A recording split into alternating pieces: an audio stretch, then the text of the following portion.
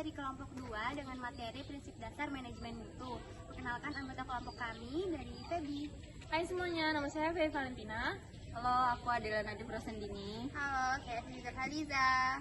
Halo, saya Julia Putri Riagil. Halo, saya Aurelia Febianti Asra. Halo, saya Finandini Tirana Herdiansari. Baik, mungkin langsung ke presentasi dari kami. Jadi, kami akan membahas materi mengenai prinsip dasar manajemen mutu. Sebelum itu, kita perlu mengetahui definisi dari manajemen mutu itu sendiri. Nah, apa sih prinsip manajemen mutu? Prinsip dapat diartikan sebagai aturan, ketentuan atau hukum, dan standar. Manajemen mutu merupakan sistem manajemen yang mengedepankan kualitas sebagai strategi bisnis dan berorientasi pada kepuasan pelanggan dengan melibatkan seluruh anggota organisasi dan merupakan sistem manajemen yang berfokus pada orang atau karyawan. Adanya manajemen mutu dapat membantu kualitas produk yang dihasilkan agar tetap konsisten dan dapat memastikan seluruh proses produksi hingga distribusi produk sesuai dengan hasil yang diharapkan. Terdapat standar internasional yang digunakan terkait manajemen mutu, yaitu ISO atau International Standardization Organization 9001. ISO merupakan badan internasional yang bertujuan untuk menetapkan standar bagi perusahaan yang ingin bersaing secara global sekaligus menjaga kredibilitasnya.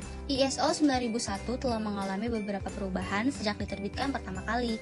Kini panduan yang digunakan adalah ISO 9001-2015. ISO 9001-2008 menerapkan 8 prinsip manajemen mutu, namun disederhanakan menjadi 7 prinsip pada ISO 9001-2015. 7 prinsip manajemen mutu ISO 9001-2015 adalah 1. Customer focus, 2. Leadership, 3. Improvement, keempat engagement of people, kelima process approach, keenam evidence-based decision making, dan yang terakhir relationship management. Yang pertama ada customer focus atau fokus pelanggan. Fokus utama manajemen mutu adalah untuk memenuhi persyaratan pelanggan dan berjuang untuk melampaui harapan pelanggan. Beberapa cara yang dapat dilakukan untuk memenuhi prinsip ini adalah yang pertama, mengidentifikasi kebutuhan dan harapan pelanggan. Yang kedua, mengkomunikasikan kebutuhan pelanggan. Yang ketiga, mengukur dan memantau kepuasan pelanggan. Yang kedua ada leadership atau kepemimpinan. Pemimpin dari semua tingkatan menetapkan serta menyatukan tujuan, arahan, dan menciptakan kondisi di mana orang-orang terlibat dalam mencapai sasaran organisasi.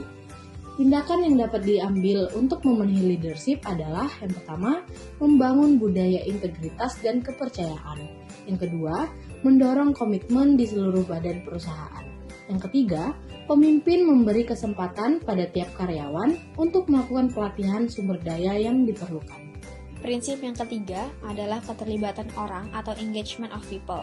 Keberhasilan dari sebuah perusahaan adalah hasil teamwork atau kerjasama tim yang bagus. Setiap karyawan dalam perusahaan memiliki kontribusi untuk kemajuan perusahaan tersebut. Perusahaan juga perlu memperhatikan dan menekankan pentingnya aspek kompetensi, pemberdayaan, dan keterlibatan seluruh karyawan. Aspek kompeten, mampu diberdayakan, dan keterlibatan orang-orang di semua tingkatan adalah hal yang penting untuk menambah kapabilitas dari sebuah organisasi dalam menciptakan teamwork yang bagus. Langkah yang dapat diambil untuk memenuhi prinsip ini ialah A. Menjaga kelancaran komunikasi di seluruh jajaran. B. Mengenali dan memberi apresiasi terhadap kinerja yang dilakukan.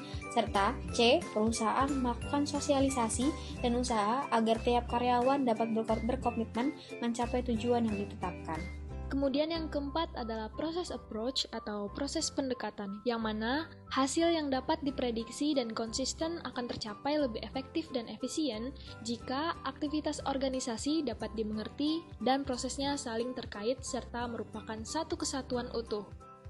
Salah satu kegiatan yang dapat dilakukan untuk memenuhi prinsip ini adalah dengan memastikan informasi dan sumber daya yang dibutuhkan tersedia untuk menjalankan dan meningkatkan proses, sekaligus memantau, menganalisis, dan mengevaluasi kinerja sistem keseluruhan.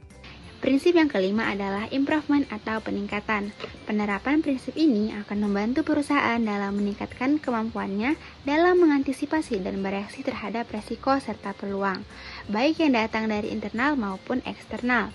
Beberapa cara yang dapat dilakukan untuk prinsip ini adalah yang pertama, memberi pelatihan mengenai metode dan akal perbaikan. Yang kedua, mengenali dan mengakui adanya perbaikan yang perlu dilakukan.